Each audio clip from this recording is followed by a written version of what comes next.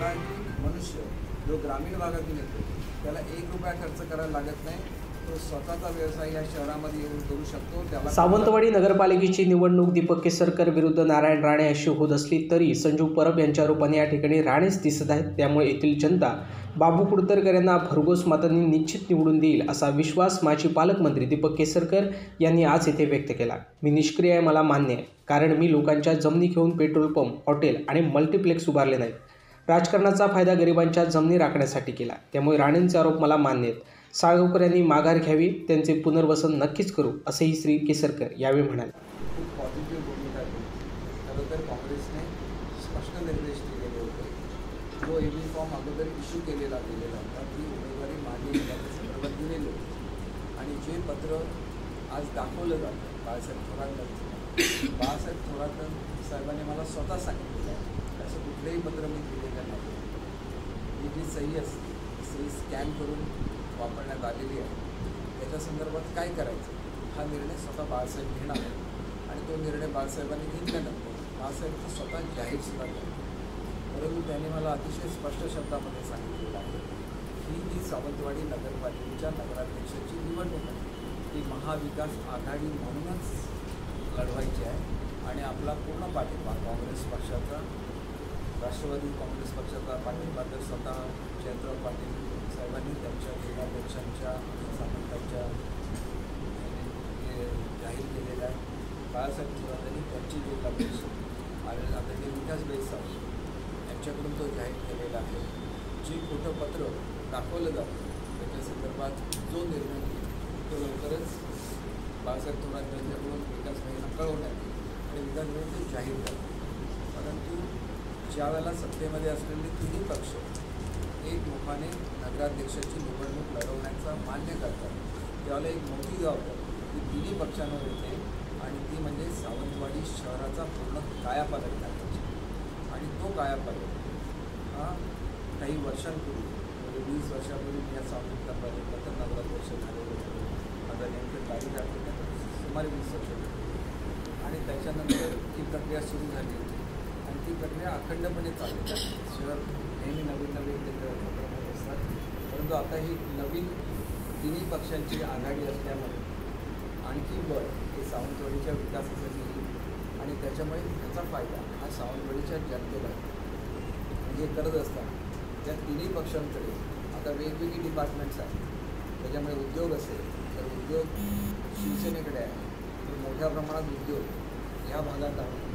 आपल्याला मोठ्या प्रमाणात नोकऱ्या देत आहेत.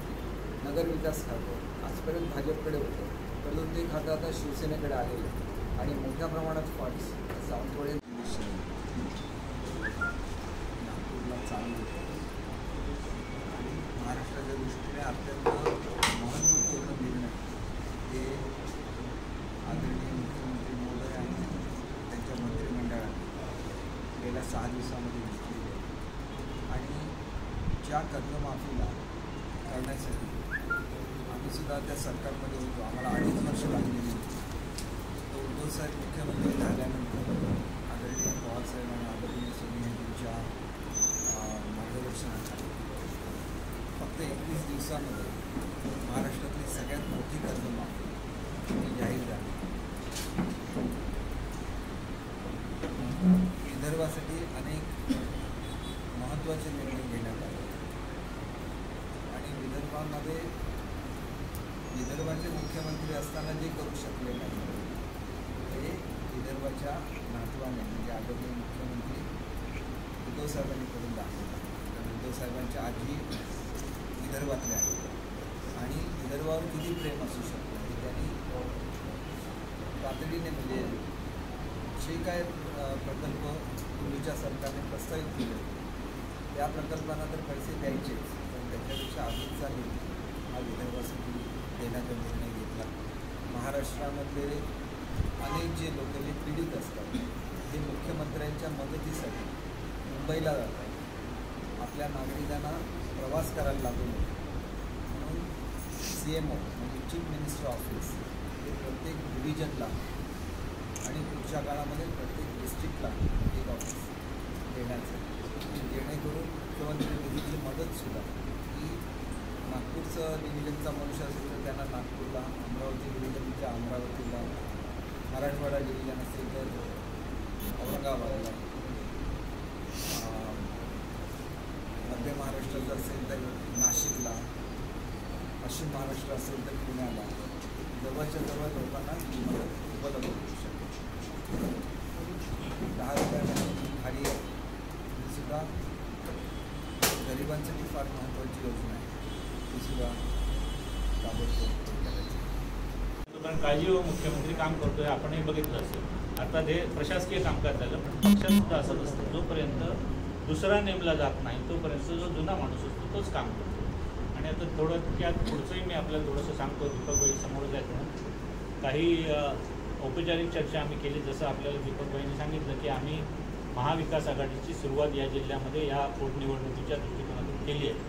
नजीकच्या काळात 26 तारीखला आणि 30 तारीखला लागोपाठ पंचायत समिती सभापती, उपसभापती आणि जिल्हा परिषद अध्यक्ष, उपाध्यक्ष यांच्याही बाबतीतल्या निवडणुका होत आहेत आणि त्याही निवडणुका आघाडीतर्फे लढाव्यात अशी बहुसंख्य कार्यकर्त्यांची आणि आम्ही पदाधिकारी मंडळात यांची अपेक्षा असल्यामुळे आम्ही चर्चेला सुरुवात केली आहे.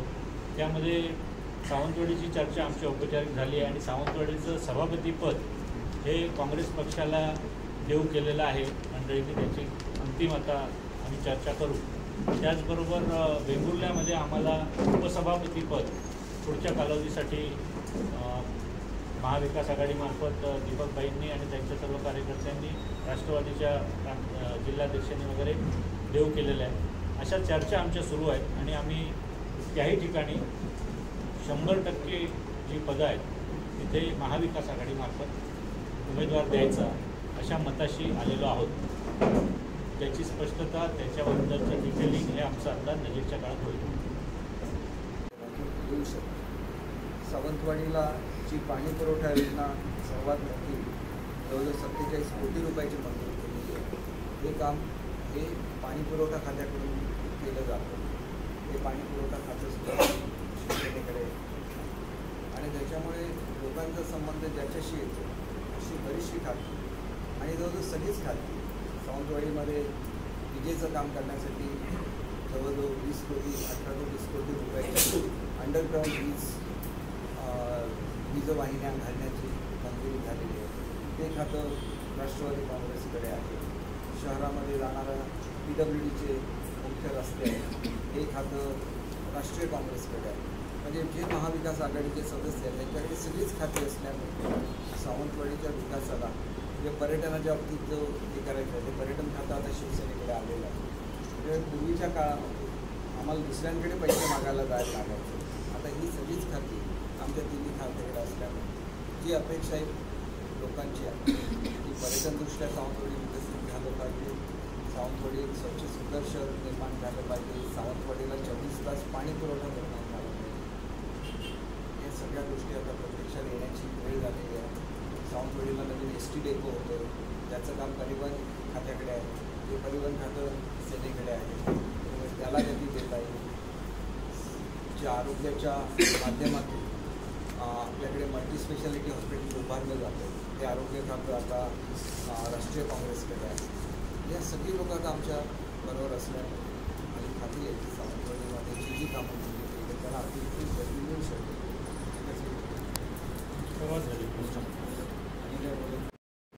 महाविकास आघाडीच्या तर्फे दीपकबाई मुख्यमंत्री असावेत तशी आहे. त्यामुळे आम्ही त्यांना खरं तर इथे येण्यापेक्षा, कारण इथली जनता त्यांच्या मागे आहे, हे आता त्यांच्या वतीने आणि महाविकास आघाडीच्या वतीने उमेदवार आमचे बाबू कुलकर्णी आहेत, त्यांना मतदान करून लोक जाहीरच करतील. परंतु त्यांना इथे न अडकवता इतर जे प्रश्न आहेत जिल्ह्यातले, जे त्यांनी यापूर्वीच्या काळात अनेक योजना राबवल्या आहेत आणि काही पाईपलाईनमध्ये असं ज्याला म्हणतात, म्हणजे थोड्याशा काम सुरू असलेल्या अवस्थेत आहे, त्याच्या पूर्णत्वासाठी आणि काही लोक घातलेल्या योजनेच्या पूर्णत्वासाठी साधन म्हणून त्या पदाचा उपयोग व्हावा, यासाठी आमच्या सगळ्या कार्यकर्त्यांचं आग्रही प्रतिपादन आमच्या आघाडीच्या मुख्यमंत्र्यांकडे तर आहेच आणि सिनियर मंत्र्यांनाही आम्ही तशी विनंती केली आहे. आम्ही आपापल्या पक्षाच्या प्रांताध्यक्षांनाही म्हटलं आहे की जरी हा प्रश्न हा शिवसेना पक्षाशी संबंधित असला तरीसुद्धा आमच्या दृष्टीने, जिल्ह्याच्या दृष्टीने महत्त्वाचं आहे. म्हणून आम्ही त्यांना विनंती केली आहे की इथे आपण आता दिवस फिराच, परंतु आपण जास्त वेळ मुंबईमध्ये असणं अपेक्षित आहे, कारण अधिवेशन जे होणारं आहे मार्च महिन्यामध्ये, त्याला आपण बजेटचं अर्थसंकल्पीय अधिवेशन म्हणतो, त्याच्यात बरेचसे बजेट प्रोव्हिजन केलेले प्रकल्प आपलं असणं अपेक्षित आहे. आणि त्यासाठी इथे बसून काही आमदार म्हणून त्यांना चालणार नाही, किंवा जिल्ह्यातले अन्य आमदार आहेत त्यामध्ये वैभव नाईक महत्त्वाचे आहेत आमचे आघाडीचे, अशा मंडळींनी जास्तीत जास्त वेळ हा तिथे दिला पाहिजे अशी आमची भूमिका आहे. म्हणून गैरसमज होता उपयोगाचा नाही की आता दीपकभाई इथे नाही आहेत आणि बाकीची मंडळी फिरत आहेत. कारण कोणीतरी मगाशी जसं पत्राचा उल्लेख केला, मी परवाच सांगितलं तुम्हाला की पत्राबद्दल शंका घेण्यासारखं आहे म्हणून. अर्थात त्याच्यावर शिक्कामोर्तब स्वतः आदरणीय बाळासाहेब थोरातांनी केलं आहे. त्या संदर्भातलं काय करायचं काय नाही करायचं सर्वस्वी त्यांचा निर्णय आहे बाकीचा, परंतु नजीकच्या काळात त्यांच्याकडून या बाबतीतला स्पष्टता ही येईल. आणि तीसुद्धा माझी अपेक्षा आहे की ती लेखी स्वरूपातच असावी, जेणेकरून आपल्याला त्याच्या संदर्भातले पुरावे देता येईल. कारण एखाद्या गोष्टीचा कीस कसा काढायचा, जरी आपण 2 मिनिटांनी त्या पत्राची सत्यता आहे असं ठरलं असतं तरी त्याच्यात कुठेही काँग्रेस पक्षाचा उमेदवार म्हणून तुम्ही राहिलं पाहिजे किंवा मागे घेताना किंवा काय असं काहीच नाही आहे. त्यामुळे सर्वसाधारणपणे कोणीतरी त्याचा अर्थाचा अनर्थ लावू नये यासाठी स्पष्टता असावी हीच भूमिका आमची आहे. म्हणून ही पत्रकार परिषद, काल परवाच्या पत्रकार परिषद जरी आम्ही तिन्ही पक्षाचे अध्यक्ष जिल्हाध्यक्ष उपस्थित असलो तरी आमची जी नेते मंडळी आहेत त्यामध्ये प्रामुख्याने दीपकभाई आहेत, ते त्या दिवशी नव्हते. म्हणून त्यांना आम्ही विनंती केली की आपण ही पत्रकार परिषद पुन्हा एकदा आपल्या उपस्थितीत घ्यावी, थोडीशी भूमिका आपली स्पष्ट आहे. विकासभाई की जी लोक, मी तुम्हाला एक गोष्ट सांगतो की जी लोक काम करतात, सावंतवाडीची लोक मला का ओळखतात, सावंतवाडीचा विकास केला म्हणजे बरोबर आहे तुला. तसं जिल्ह्यामध्ये सुद्धा मी ज्या योजना आणलेल्या आहेत त्या योजनांची परिणिती ही त्यांना माहिती नाही, कारण की तुम्हाला आता सांगितलं तसं ते कधी बघतच नाही. इथं भाताचा शेतकरी आमचं मुख्य पीक काय आहे, भात आपला पूर्वीचं ॲव्हरेज किती होतं, 32 होतं. मुख्यमंत्री आता 18,000 हेक्टरमध्ये हेच ॲव्हरेज डबल झालं, म्हणजे 65 झालं. म्हणजे 32 क्विंटल प्रति हेक्टर म्हणून आपण 65 क्विंटल प्रति हेक्टरवर गेलो. मग हा चमत्कार कसा घडला? गोवा राज्यामध्ये आमचे मासे जात नव्हते कारण आमच्याकडे इन्सुलेटेड व्हॅन्स नव्हत्या. मग ह्या इन्सुलेटेड व्हॅन्स कुठून आल्या? 600 मच्छीमारांकडे वलवत जात होते ते आपल्या पोटी. मग त्यांच्या ह्याला इंजिनं कुठून आली? हा सगळा प्रश्न आहे. कारण त्यांना गरिबांचं बघायचं हेच नाही, त्यांना पेट्रोल पंप दिसतात, त्यांना हॉटेल्स दिसतात, त्यांना थिएटर्स दिसतात. आणि त्याच्यामुळे इथं आल्यानंतर जाहीर काय केलं, थिएटर, मला थिएटर बांधायचे आहे सगळीकडे, मला सगळीकडे पेट्रोल पंप घालायचे आहेत, मला जिथं तिथं स्वतःच्या मालकीचे हॉटेल घालायचे आहेत. हेच त्यांचं राजकारण आहे. आमचं राजकारण असं नसतं. आमचं राजकारण हे गरीब मनुष्य कसं श्रीमंत होईल याच्यामध्ये आमचं राजकारण असतं. आणि म्हणून माझी जी स्कीम आहे त्याच्यामध्ये गरीब माणसाला जर स्वतःच्या कॉटेजमध्ये हॉटेल चालू करायचं आहे तर त्याला आम्ही सबसिडी ठेवली आहे. मोठ्या मोठ्या हॉटेलना सबसिडी ठेवलेली नाही आहे. त्याच्यामुळे राणे आम्हाला निष्क्रिय म्हणणार, कारण त्यांच्यासारखे पेट्रोल पंप मी खरेदी करू शकत नाही. बरोबर आहे, मी निष्क्रिय कारण मी त्यांच्यासारखे हॉटेल्स खरेदी करू शकत नाही. राजकारणात मी पैसा कमवू शकत नाही. राजकारणामध्ये मी गरिबांसाठी काम करू शकतो. त्याच्यामुळे त्यांची जी व्याख्या आहे निष्क्रियतेची, त्या व्याख्येमध्ये मी निष्क्रिय आहे. कारण मी त्यांच्यासारखा मंत्रिपदातून पैसा मिळवलेला नाही, त्यांच्यासारखे मी पेट्रोल पंप खरेदी केले नाही, त्यांच्यासारखी दुसऱ्यांची बंद पडलेली हॉटेल्स मी खरेदी केलेली नाही, आणि त्यांच्यासारखी दुसऱ्यांची बंद सिनेमा थिएटरसुद्धा खरेदी करायच्या मी मागे पडलेली नाही आहे. आणि त्याच्यामुळे मला असं वाटतं की जे काम करण्याची शक्ती आहे ती गरिबांसाठी काम करण्याची आपली शक्ती असावी. गुजरातीमध्ये म्हण आहे की राजा, व्यापारी आणि प्रजा विकास. तर ही परिस्थिती त्यांनी आपल्या जिल्ह्यावर आणलेली आहे. ह्या परिस्थितीमधून जिल्ह्याला आपल्याला बाहेर काढायचं आहे. आज मेजर टुरिझमच्या पोटेन्शियल असलेल्या जमिनी या बेनामी नावाने कोणाच्या नावावर आहेत हे सगळ्यांना माहिती आहे. त्याच्यामुळे 7/12 कोणाच्या तरी शेतकऱ्याच्या नावाने आणि इतर हक्कात मात्र ही अशी मोठी मोठी राजकारणी ही परिस्थिती सिंधुदुर्ग जिल्ह्याची झालेली आहे. त्याच्यामधून जिल्ह्याला बाहेर काढायला लागेल. अशांतता 4 वर्षामध्ये मोडून काढली, एक दंगल करायची कोणाची हिंमत झाली नाही. दुसरी लढाई ही समृद्धीसाठीची लढाई आहे. ती लढाई आम्हाला लढवायची आहे. आणि त्याच्यासाठी ते आम्हाला काय म्हणतात त्याच्यामध्ये काय नाही. कोणी उठतो सुटतो कॉमेंट करतो मी बघितलेलं आहे. तर ह्या कॉमेंट्सना उत्तर देण्याची गरज नाही. सावंतवाडीची जनता मला ओळखते. गेली 25-30 वर्ष यांनी नगरपालिकेचा कारभार हा आमच्या सगळ्यांच्या हाती सोपवला आहे. तर एका विश्वासाने सोपवलेला आहे आणि ते आम्ही सार्थ करून दाखवलं आहे. हे शहर स्वच्छ राखलेलं आहे, हे शहर सुंदर महाविकास आघाडीच्या पदाधिकाऱ्यांनी आज या ठिकाणी पत्रकार परिषद घेतली। यावेळी विकास सावंत, संजय पडते, नगराध्यक्ष पदाचे उमेदवार बाबू कुडतरकर, रुपेश राऊळ, अण्णा केसरकर, बाबल्या दुबाशी, पुंडलिक दळवी, बाबूराव थुरी, रवींद्र म्हापसेकर, सिद्धेश परब, अमेय तेंडुलकर, उदय भोसले आदी उपस्थित होते।